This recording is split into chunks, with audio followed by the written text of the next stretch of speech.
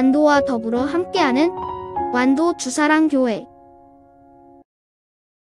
오늘 우리에게 주신 하나님의 말씀은 에스겔 5장 1절에서 17절까지 말씀입니다. 에스겔 5장 1절에서 17절 우리 하나님 말씀을 한 절씩 교독해서 읽겠습니다. 너 인자야, 너는 날카로운 칼을 가져다가 삭도로 삼아 내 머리털과 수염을 깎아서 저울로 달아 나누어 두라.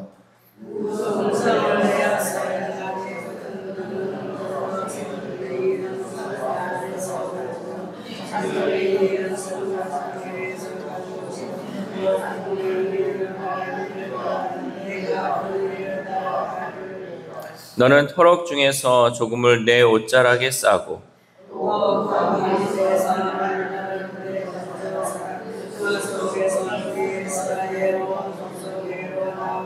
주 여호와께서 이와 같이 이르시되 이것이 곧 예루살렘이라. 내가 그를 이방인 가운데에 두어 나라들이 둘러있게 하였거늘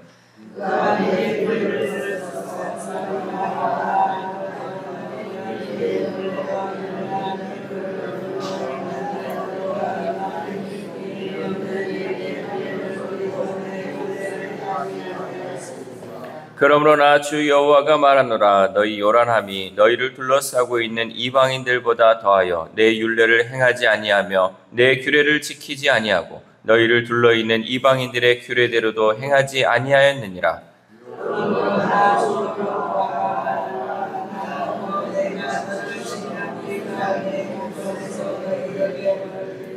내 모든 가증한 일로 말미암아 내가 전무후무하게 내게 내릴지라.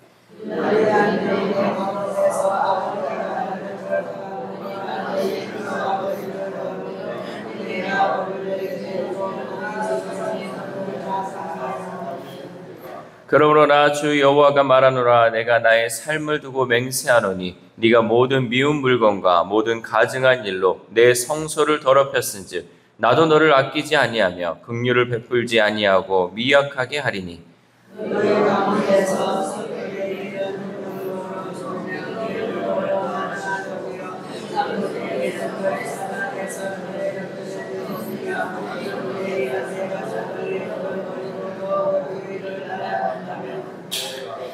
이와 같이 내 노가 다한즉 그들을 향한 분이 풀려서 내 마음이 가라앉으리라. 내 분이 그들에게 다한즉 나 여호와가 열심으로 말한 줄을 그들이 알리라.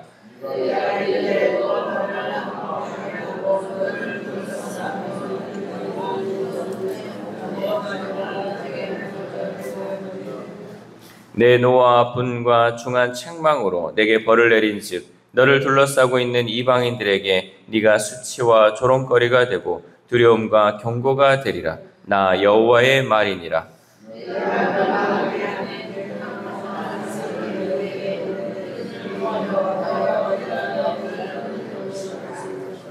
같이 읽겠습니다. 내가 기근과 사나운 짐승을 너희에게 보내 외롭게 하고 너희 가운데 전염병과 살육이 일어나게 하고 또 칼이 너희에게 임하게 하리라. 나 여호와의 말이니라. 아멘. 할렐루야. 오늘도 하나님 주시는 말씀을 통하여 오로라로 하나님의 은혜로 살아가는 귀한 하루 되시기를 소망합니다. 우리가 생일 축하 노래를 부를 때 생일 축하합니다. 이제 이렇게 생일 축하 노래를 부르는데 짓궂은 아이들은 이 가사를 이제 변경해가지고 이렇게 부르죠. 왜 태어났니? 왜 태어났니? 이렇게 이제 노래를 부르면서 즐겁게 재밌어하는 아이들이 있죠. 그런데 이 가사는 우리 모두가 생각해 볼 만합니다. 여러분, 우리는 왜 태어났을까요? 여러분, 왜 태어났습니까?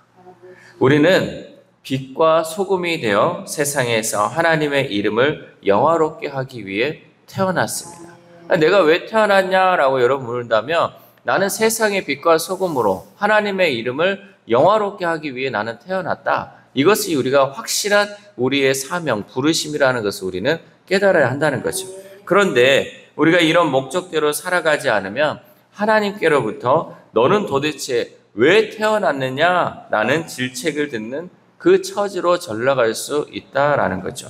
어제에 이어 오늘 본문에서도 에스겔은 하나님의 명령에 따라 계속해서 상징적 행위를 사용한 경고를 이어가고 있습니다. 그가 이처럼 행위로 예언하는 것은 말을 못하기 때문이기도 하지만 그의 상징적 행위가 말보다 훨씬 선명하게 하나님의 심판을 전하는 도구가 되었기 때문입니다. 먼저 에스겔은 머리카락과 수염을 깎아 셋으로 나누라는 그 명령을 받습니다. 우리 1절 말씀 시작. 너 인자야, 너는 날카로운 칼을 가져다가 삭도로 삼아 내 머리털과 수염을 깎아서 저울로 달아 나누어 두라. 아멘. 이 머리카락과 수염은 예루살렘 백성을 상징합니다. 그런데 머리털과 수염을 깎는 행위는 보통 회개와 애통을 뜻합니다. 그러니까 성경에 보면 자기가 회개할 일이 있고 내가 애통할 일이 있으면 머리를 밀거나 내가 있는 그 수염을 미는 거, 이게 바로 그런 상징적 행위였죠. 그러나 이 이스라엘 백성들은 애통도 회개도 하지 않으니 하나님이 심판으로 그들을 억지로 깎아버린다는 거죠. 스스로가 내가 지금 회개해야 하고 내가 지금 애통해야 하는 그 상황에서 자기들 스스로가 머리털을 밀고 또 이 수염을 밀고 이런 것들을 행해야 하는데 그들이 애통도 하지 않고 또 회개도 하지 않으니까 하나님이 직접 깎아버린다라는 거죠.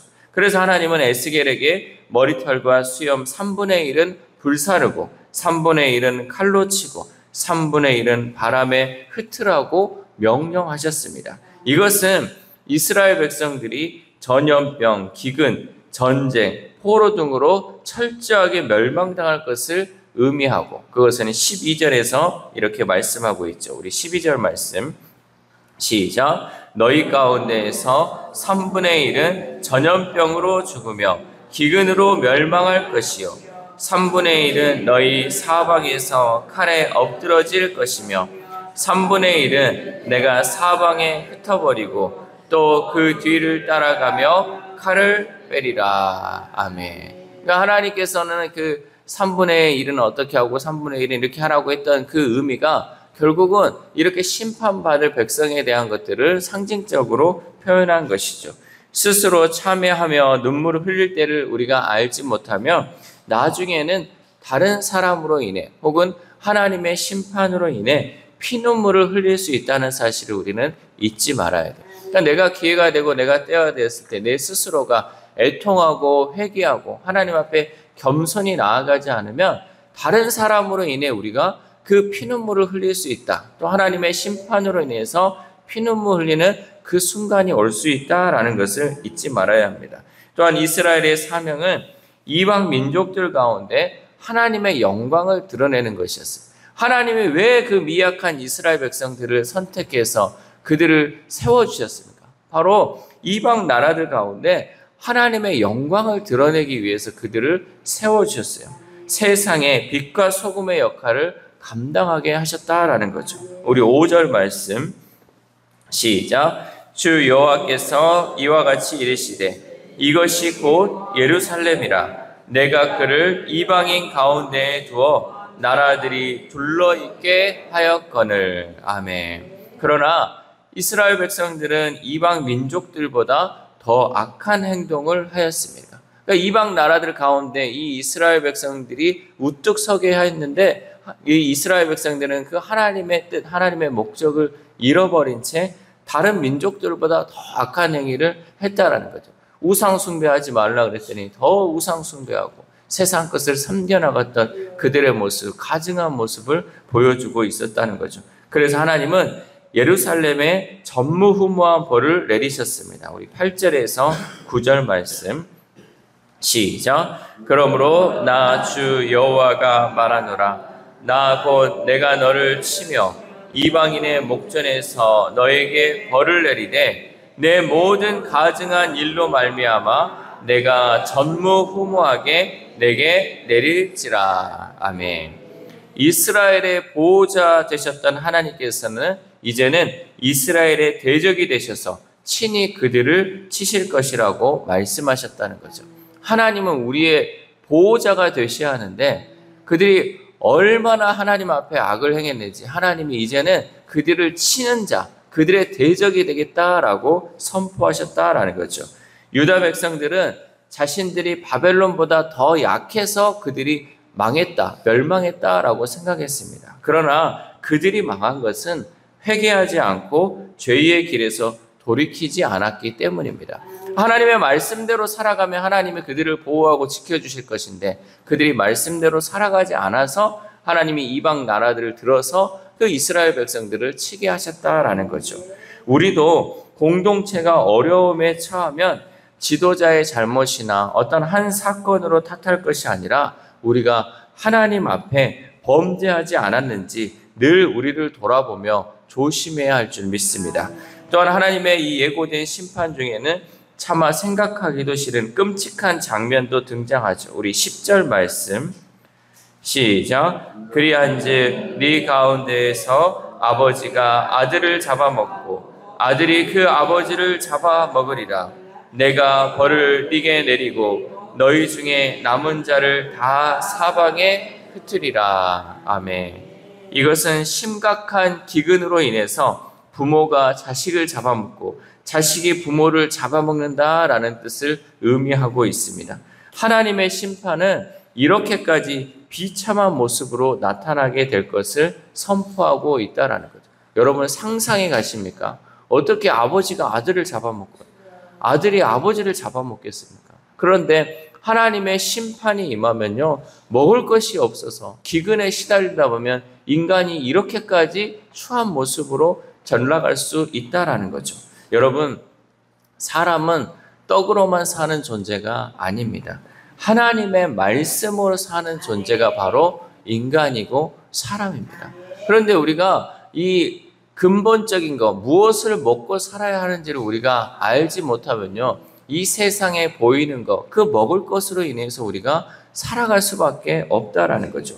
말씀을 먹고 살아야 하는 인간이 하나님의 말씀이 아닌 눈에 보이는 세상 것으로 살다 보면 결국 하나님의 심판에 무엇을 먹고 살아야 할지를 깨닫지 못하는 상태가 되어버린다라는 것이죠. 특별히 새벽에 하나님의 말씀을 사모하고 기도하는 우리들은 하나님의 백성으로서 영적인 양식을 열심히 섭취해서 참으로 가치 있는 인생이 어떤 모습인지를 세상 가운데 빛과 소금으로 드러내야 할 줄 믿습니다. 여러분, 그래서 우리는 매일 하나님 말씀을 먹음을 통하여서 내 영이 살아야 돼요. 내 영이 살아야 내 육도 사는 거예요. 여러분, 말씀을 통해서 그 모든 영양분이 섭취될 수 있기를 소망합니다. 하나님 말씀을요, 편식해서 이거 먹고 이거는 안 먹고 이 말씀은 내가 듣기 싫어가 아니라 어떠한 말씀인지 우리가 그 말씀을 다 받아 먹고 그 말씀으로 우리가 자랄 때 건강한 영이 될 수 있는 것이고, 그 건강한 영을 통해서 이 땅 가운데도 하나님이 우리를 부르신 그 목적대로 분명하게 사명을 가지고 살아갈 수 있다라는 사실입니다. 마지막으로 하나님이 이렇게 심판하신 이유에 대해 말씀하시죠. 우리 15절 말씀 시작. 내 노와 분과 중한 책망으로 내게 벌을 내린즉 너를 둘러싸고 있는 이방인들에게 네가 수치와 조롱거리가 되고 두려움과 경고가 되리라. 나 여호와의 말이니라. 아멘. 하나님은 이스라엘 족속이 수치와 조롱거리가 되고 이방 민족들에게 경고가 되게 하기 위해 너희를 심판하신다라고 말씀하셨어요. 그러니까 하나님이 지금 심판하신 이유는 이방 나라들이 너희들을 보고 하나님이 두려운 거, 하나님의 경고에 대해서 그들이 깨닫기를 원하기 위해서 내가 너희를 심판한다라는 것이죠. 이것은 하나님의 본래 의도와는 정반대되는 것이었습니다. 하나님은 이스라엘을 열방 가운데 높이기를 원하셨죠. 이스라엘을 선택해서 이방 나라들이 보라고 하나님이 선택한 백성을 하나님이 세우신다라는 것을 보여주기 위해 이 이스라엘 백성들을 선택해서 세워주셨는데, 그러나 그들은 죄악에 빠져 오히려 이 목적이 아닌 반대로 조롱거리로 전락해버렸다라는 거죠. 하나님이 세우시려고 했던 이스라엘이 하나님의 말씀을 떠나 죄 가운데 빠져 그의 목적을 상실해버리니 하나님께서는 그들을 이방인들의 조롱거리와 수치와 모욕이 되게 하셨습니다. 우리 역시 세상 가운데 하나님을 알리는 도구가 되어야 합니다. 그런데 우리가 이스라엘 백성들처럼 죄 가운데 빠져 그 목적을 상실해버리면 이스라엘이 처한 상황처럼 세상 사람들로부터 모욕과 조롱거리가 될 것입니다. 그러므로 우리는 늘 깨어 있어야 합니다. 늘 하나님의 말씀과 기도로 우리가 죄 가운데 빠지지 않도록 늘 조심해야 돼요. 그렇지 않으면 우리가 복받은 존재가 아니라 세상 사람들이 비웃는 존재가 될 수밖에 없다라는 거죠. 혹 우리가 죄를 범했다 할지라도 하나님의 말씀을 듣고 기도하는 가운데 그것이 죄라는 것이 깨달아지면 즉시 회개할 수 있기를 소망합니다. 사랑하는 우리사랑교회 성도 여러분, 교회가 큰 영향력을 발휘할 때는 강한 힘을 쥐었을 때가 아니었어요. 우리는 교회가 뭔 힘을 가지면 우리가 세상에 큰 영향력을 미칠 수 있을 거다 생각하지만 그게 아니라는 거죠. 역사적으로 봤을 때 중세 카톨릭은 강한 권력을 가지고 있었지만 오히려 가장 추하고 부패한 모습으로 기억되고 있습니다. 교회는 존재의 이유를 알고 사명을 묵묵히 감당하며 하나님의 은혜를 구할 때 가장 강하다라는 사실이죠. 우리가 존재의 목적을 깨닫고 그 목적대로 그 부르심대로 살아갈 때 가장 강한 영향력을 미칠 수 있다라는 거죠. 그러므로 우리 한 사람 한 사람은 교회로서 나의 존재의 이유를 알고 내가 있는 그 자리에서 사명을 잘 감당하며 하나님의 은혜를 구해야 할 줄 믿습니다. 이 새벽 우리가 함께 기도할 때 하나님께서 우리를 세상의 빛과 소금으로 하나님을 영화롭게 하기 위해 불러주셨는데 혹 그 목적을 잃어버린 채 세상에 취해 살고 있지 않은지 우리의 삶을 다시 돌아볼 수 있게 해달라고 기도합시다. 또한 오늘 하루를 살아감에 있어서 내가 왜 태어났는지를 다시 생각하며 우리를 부르신 사명을 잘 감당하여 하나님을 영화롭게 하는 삶을 살아가는 저와 여러분 되시기를 주님의 이름으로 소망합니다. 기도하겠습니다.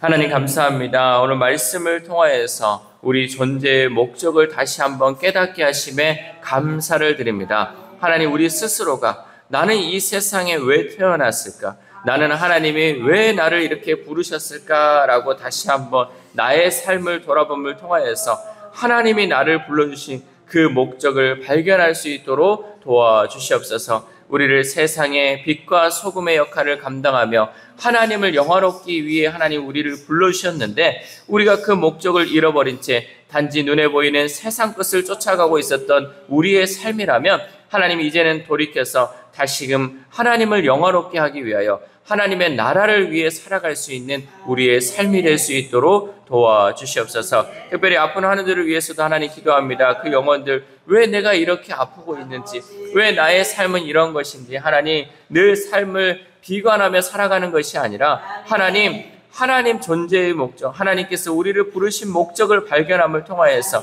하나님이 나를 통하여 하실 그 일들을 기대하며 하나님의 그 치유하심을 간절히 바라며 나아가는 우리 환우들의 삶이 될 수 있도록 도와주시옵소서. 또한 우리의 다음 세대에 우리의 자녀들이 있습니다. 하나님 그들이 이 세상을 살아가는 그 이유와 목적이 무엇인지를 분명히 발견하게 하셔서 하나님 이 땅 가운데 그저 잘 먹고 잘 사는 것이 그들의 목적이 아니라 정말 하나님이 부르신 그 목적과 뜻을 발견함을 통하여 하나님이 보여주시는 그 비전을 발견하여 하나님의 뜻대로 하나님의 나라를 위해 살아가는 우리의 다음 세대, 우리의 자녀들 될 수 있도록 도와주시옵소서. 또한 오늘 하루를 살아갑니다. 하나님 우리에게 시간을 주시고 물질을 주시고 건강을 주셨음에 하나님 우리가 이것을 하나님 나라를 위해 쓰임받게 하여 주시고 내 목적, 내 이익과 내 욕심을 위해 살아가지 않는 귀한 하루 될 수 있도록 도와주시옵소서. 이 모든 말씀 우리를 구원하여 주신 예수 그리스도의 이름으로 기도드립니다. 아멘.